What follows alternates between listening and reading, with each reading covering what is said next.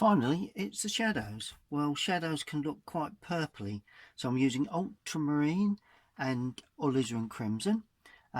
Sun coming from the right, so shadows tending to just come towards us. So that's the gatepost. We've got a little bit of the section of the gate, and it's quite elongated because of the low sun. And then, of course, we get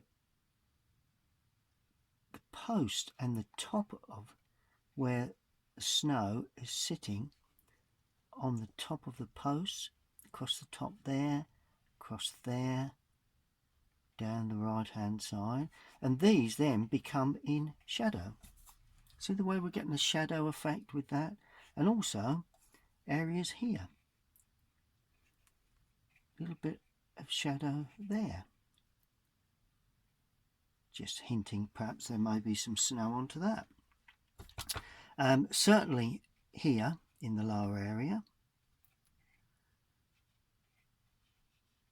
a little bit of light coming through, so there's just a little bit of shadow, quite strong in the lower area because that's where most of the shadow will be. And all of a sudden you get that hint that it's a snow scene with shadow. A little bit down there, a little bit there. Oh, and of course the posts are completely white, so that's always a good thing to suggest. Like that, a little bit of that into there, a little bit of that into there. Okay, so that's that. Then the trees. We'll do the trees here first. Very easy to do. Just paint in the light areas, really. That's all you've got to do. And all of a sudden, they become snow areas in shadow. Always easier, I think, to paint a snow scene that's got light coming towards you, than it is if you've got light heading away. Really, that's the way I always look at these things. But maybe other artists will tell you different. But there you go. And so that's all in shadow because the sun is behind those trees. Like that. Look at that. Lovely. Beautiful. Lovely way of producing shadows, I think. And that's all you need to do to get those lovely shadows down the side of the trees. It goes up like that and like that. Got a little bit of shadow there on that. And then, of course, we do the large tree, which has the lovely sort of purpley, let's add a bit more blue to that, purpley blue shadow there. And it doesn't matter if you touch the, go over into the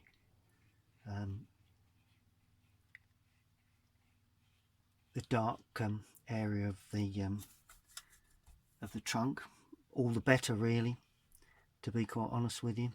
Far better to produce that. A bit more blue in there just to and then just stroke it on like that. Look, one clean wash of colour, and all of a sudden you got that lovely feeling of snow.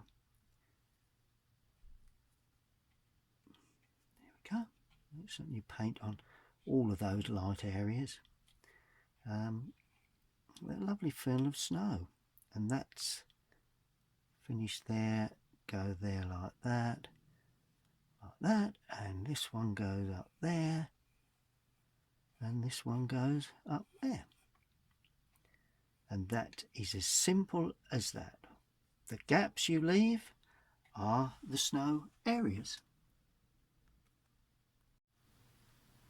Now, of course, we've got all the shadows onto the trees. Just going to put a little more here, just bring that up so it's a little darker there. Then, of course, those trees cast a shadow of their own, and that post. So this is all in shadow, that's all in shadow, it's all in shadow there, and we sweep that across. And snow quite often isn't, you know, the shadow isn't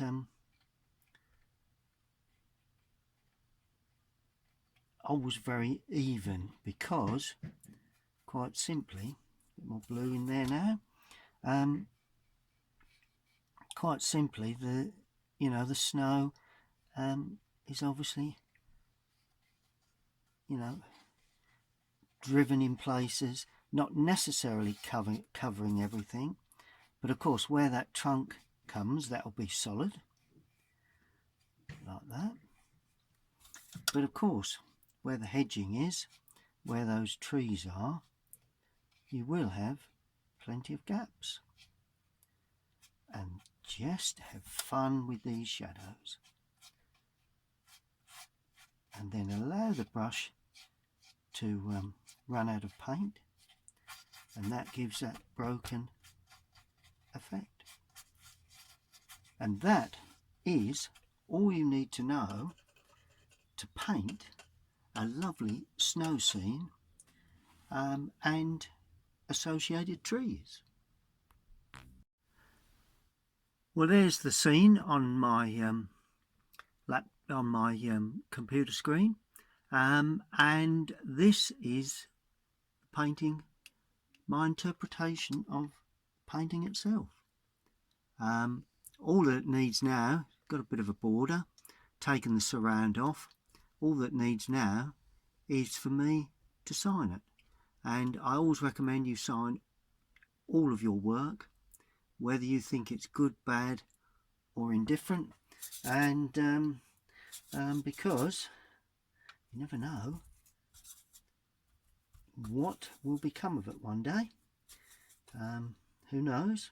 You never know. So I always put my signature on, and I put it on in the paint that I've used. Quite often gives it a bit more of an authentic sort of feel.